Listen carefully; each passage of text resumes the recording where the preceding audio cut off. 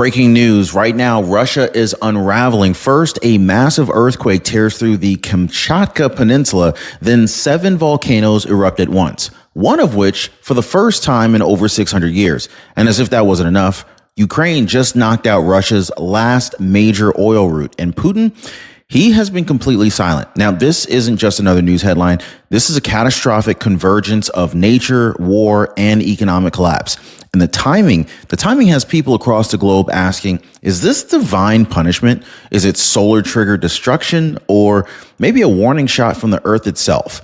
Now, in today's video, we're going to walk through every strike, every explosion, and every political move that just flipped the global balance of power. And I'm going to show you why Russian oil tankers are now stranded at sea, why experts are saying that the ground beneath North America could be next, and how President Trump's bold response is reshaping the entire global political map. You're going to hear how a $20,000 drone just crippled billions in infrastructure. We got some shocking reports, ladies and gentlemen, of teenagers being arrested just for firing or for filming a fire. And of course, we're going to ask the one question that nobody dares to answer out loud. Is the war ending, or is it just beginning in a way that nobody expected? Let me know if you think that we are entering into World War III in the comments. Now, this isn't just Ukraine versus Russia. This is geopolitical chess. This is tectonic terror and global economic warfare. It's all colliding at once. So I want to go ahead and get into this because what's happening right now could change everything. If you appreciate the news updates, hit the like button and subscribe.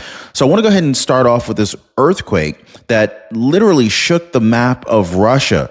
So on July 29th, a massive 8.8 magnitude earthquake hit the Kamchatka Peninsula. This is one of the strongest earthquakes ever recorded in Russian history. The tremors were so powerful that they shifted the peninsula's southern landmass by nearly 2 meters, according to Russian scientists. But what followed next wasn't just geological. It felt like biblical. 7 volcanoes erupted. That's right, guys. 7 volcanoes. 7. One of them hadn't erupted in over 600 years, what scientists are calling a sleeping giant, now fully awake and spewing ash and lava 3 miles into the sky. Now, let me know if you recognize the relevance, the significance of the number 7 in terms of the volcanoes and how it was used many times in the Bible. Now, glaciers melted, entire towns are covered in smoke, tsunami sirens went off as far as Hawaii and parts of California. And so here's the question that's haunting and scaring a lot of analysts, every scientist and every soul watching from a distance. Was this just a tectonic coincidence or a divine signal? Because it wasn't just nature breaking loose. It was timed eerily close to Ukraine's next move. And what you're about to hear next, it might actually make you think that this earthquake wasn't the worst thing that hit Russia that night. So while Russia was still reeling from that natural disaster, Ukraine struck pretty hard. In one single night, 11 high precision drone strikes slammed into critical Russian targets. So the Sochi oil refinery, now a blazing inferno, a military electronics plant in Penza also destroyed. Airfields used to launch Iranian-made Sash drones have been taken offline, as well as the aerial footage showing flames reaching the skies, and all of it carried out using $20,000 drones. That's right, guys. $20,000 drones taking out multi-billion-dollar targets. So while the world was watching lava flow and ash clouds from a volcano not seen in centuries, Ukraine was launching a new kind of warfare, smart, surgical, and devastating. So is this just clever strategy, or are we watching a nuclear superpower being brought down to its knees by a nation using next-gen guerrilla tech? And of course, the timing, it's impossible to ignore. I mean, earth-shaking, the sky is burning, you got oil fields exploding. It's almost biblical, guys. So the question now becomes, well, what happens when the world's largest energy exporter starts running out of energy? Well, this is exactly what we need to talk about right now. So what do you think's going on here? Seriously, guys, if you're watching the show right now, let me know what you think's going on here. Is this a natural disaster, or is there something or someone behind all of this? Now, if you're ready for what happens when Russia's gas line and gasoline exports get shut down and tankers are turned away at sea, you definitely need to keep watching. The chapter exists because two sons watched their parents suffer through a terrible Medicare decision, and they made a promise to stop this from happening to anybody else. That story really hit home for me, which is exactly why I partnered with them. Chapter is a trusted Medicare guide that searches every plan that's out there, not just a handful like some brokers, or actually like most brokers. Nancy, who's 78 years old, she said Chapter saved her $600 a year, and that might be the difference between her staying in her home or not. And Leslie Taylor, she saved $1,000 a year. That's real relief. Now, guys, this isn't a sales call. This is a real human being helpful and helping you to understand what your options are. So do not waste another second. Pick up the phone and call right now. Numbers on the bottom of your screen. 909-563-8279, or visit them on the web at askchapter.org/Ron, and tell them Ron says hello. So following the refinery strikes and the volcanic chaos, the Russian government made a desperate move. It banned all gasoline exports. Now let that sink in for a second, okay? Russia, long dubbed as a gas station with nukes, is now hoarding fuel for itself. Why? Because they're running dangerously low, and they're not hiding it. The Kremlin admitted publicly that the export freeze was due to refinery damage, delayed repairs, European sanctions, and soaring domestic prices. Translation: the shelves are running thin. The shelves are almost empty. Prices are rising. And Russia's own people are about to pay the price for a war that they didn't ask for. Now, what really makes this worse is the timing. This is supposed to be a peak energy season. So instead of selling fuel for profit, the Kremlin is being forced to beg producers not to send shipments overseas. And so once again, Putin's government didn't act from strength. It acted because it had no other choice. Without gasoline sales, the entire Russian supply chain begins to fracture. And with crude exports under pressure too, what's left to fund the war? Right? So I'm going to get to that in just a second. But first, we need to talk about the oil that Russia is trying to sell and how even that is starting to backfire in their face. Now, over the last 72 hours, Russian oil tankers have been piling up off the coast of India, not because of bad weather or anything like that, not because of port delays, but because Indian companies are refusing to take the shipments. And the reason is rather simple. President Trump's secondary sanctions are working. Any country that continues doing business with Russia's war economy risks being locked out of U.S. markets, and India is feeling that pressure today. So here's what that means. Russian oil cannot be delivered. The ships can't offload. The contracts cannot clear. So the tankers just sit full, burning fuel, nowhere to go. And they're not the only ones either. Other countries are hesitating too. So this kind of raises a much bigger question. If Russia cannot sell its fuel, who's going to bankroll what comes next? Now, with energy exports drying up, Russia's ability to finance its military is in free fall. No weapons, no wages, no logistics, no morale. And that's exactly why Ukraine's timing was flawless, because without oil revenue, even Putin's propaganda cannot plug the holes. And so now the world is watching China. Will Xi Jinping, will he stand by and aid Putin? Or will he quietly step back to protect his own Chinese economy? Well, you're about to see why that decision might define the next chapter of this war. Now, if you were in Xi Jinping's shoes, would you double down on Russia, or would you just walk away at this point? Now, let's now look at the deeper mystery here. The idea that something bigger may be driving these earthquakes, the eruptions, and of course the timing behind it all. Now, we're gonna go into the volcanic conspiracy theories, the solar flare data, and the question that no one dares to ask. What if this isn't just natural at all? Okay, let's talk about the timing. First, just days before the Russian earthquake and the eruption of 7 volcanoes, scientists were already sounding the alarm about something strange happening above our heads. 3 massive solar flares erupted from the sun in less than 24 hours. Now, some experts have suggested that the sun's activity, its flares and magnetic waves can actually influence tectonic pressure on Earth. Now, others go even farther, pointing to a study out of Japan that found a measurable correlation between sunspot activity and shallow earthquakes. Now, if we combine that with the volcanic pressure in a region that hasn't erupted in centuries, is this just random, or is there a system that's in motion that we still don't fully understand? So that's the scientific take, but not everybody's stopping there, okay? Across social media, even inside of Russia, the theories are growing even louder. Divine judgment. Some say that this is punishment for the war. A failed Russian weapons test. Rumors are suggesting an underground detonation had gone wrong. Weather or even geological manipulation accusations that someone, like a person or maybe a group of people, triggered this intentionally. Now, here's the real tension.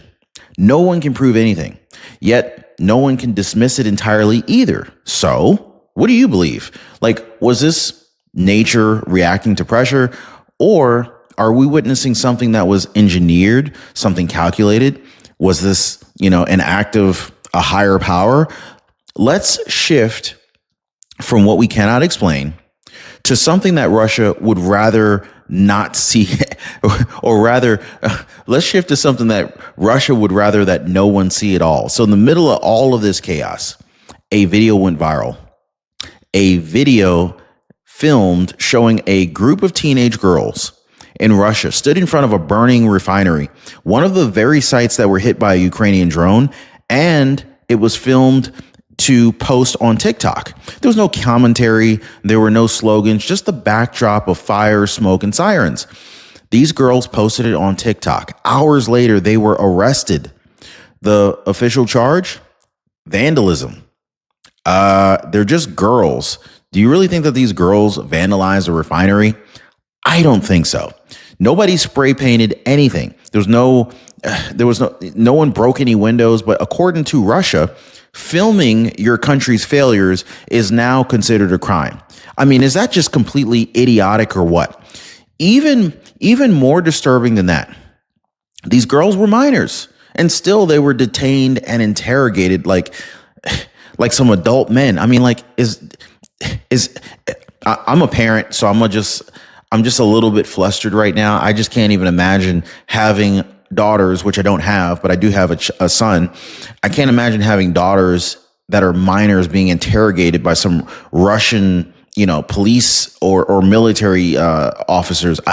It doesn't even make any sense, especially for just filming something on probably their cell phones. I mean, if this doesn't reveal the level of panic inside the Kremlin, then what does, right? So, excuse me, this wasn't about TikTok. It was about losing control of the narrative, because the image of Russia burning, shared online by its own citizens, it was more powerful than any speech or press release. And it wasn't just them. President Putin on the very same day signed a new law criminalizing the act of searching for extremist content online. You could literally face prison time in Russia for searching the wrong thing.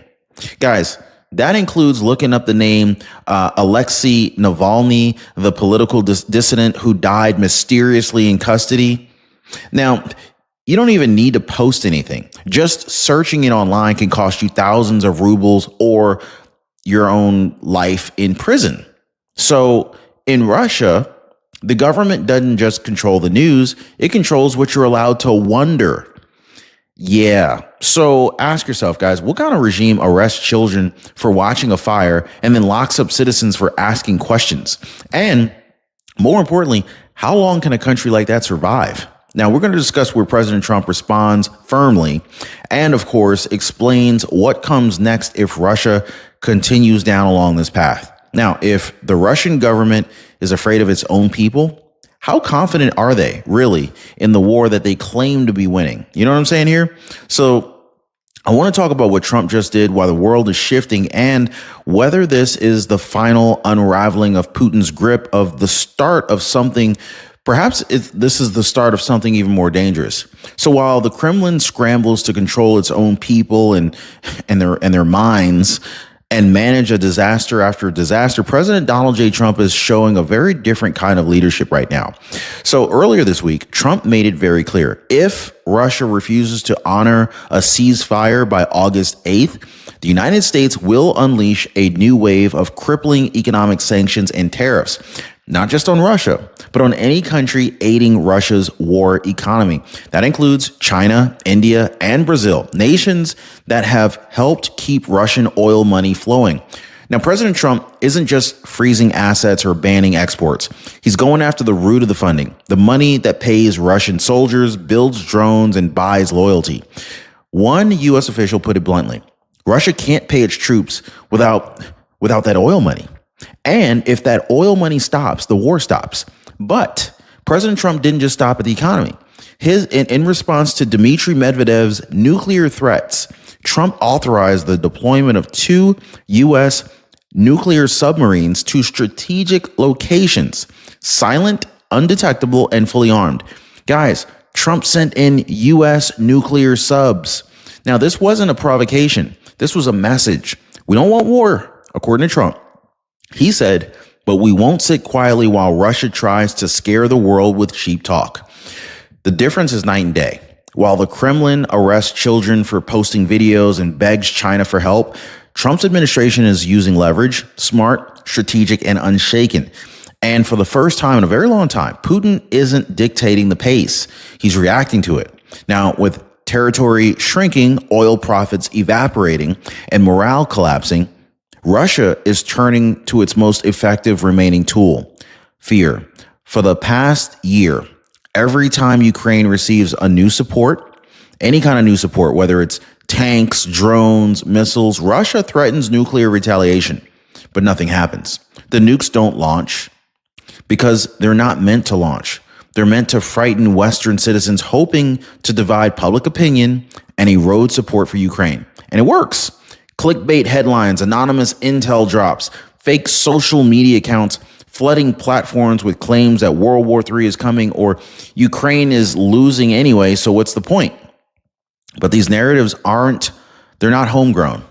They're seeded, they're nurtured, and they're amplified by Russian disinformation networks targeting the West. Their goal: scare enough people so that the politicians back away, cut aid, and leave Ukraine defenseless. And this is why President Trump drew a line, not in fear, but in clarity. So no tolerance for nuclear blackmail, no silence in the face of propaganda. It's not about escalating the war. It's about stopping the manipulation before it reshapes public policy. And if Russia thinks that it can just bully America the way that it bullies its own people, it just miscalculated badly.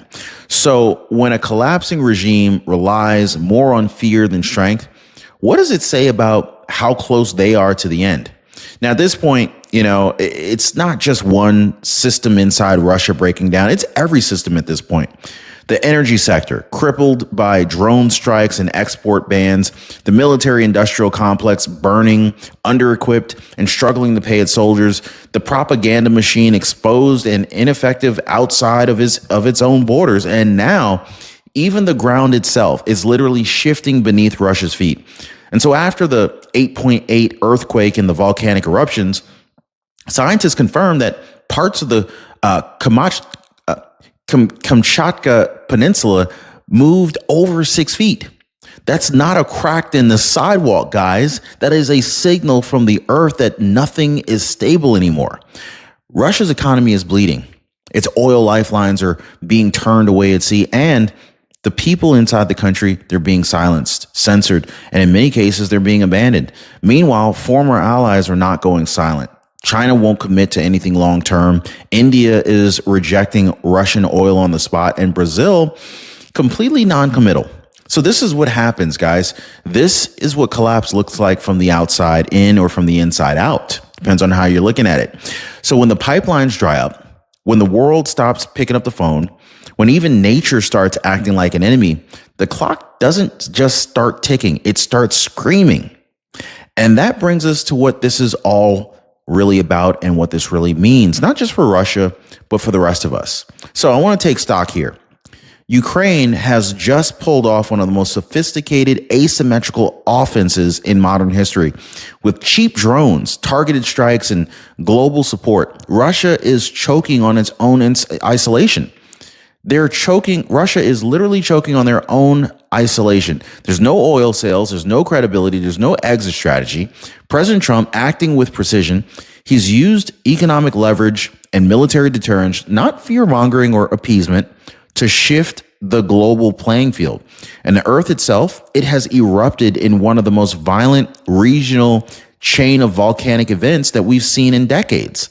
And so now the world is asking one final question. Is this the moment that Russia finally breaks? Or is this the moment that something more dangerous rises from the wreckage? Now, if history teaches us anything, it's this. No empire collapses cleanly. They flail, they lie, they lash out, and in those final moments, they're most dangerous. But here's what's different this time. The world is watching. The American people are not falling for the lies. And under President Trump's leadership, the United States is acting, not reacting, with strength, strategy, and conviction. So now it's your turn. Do you believe Russia has already lost? Or are we standing at the edge of a darker phase of this war? Drop your thoughts in the comments down below. Like this video if you want more truth without the spin. And if you're ready to see how this really ends, subscribe, stay alert, and click on the next video that YouTube is suggesting that YouTube believes you're absolutely going to love, because this isn't just about Russia anymore. This is about how the world responds when a global power loses control. We'll see you on the other side.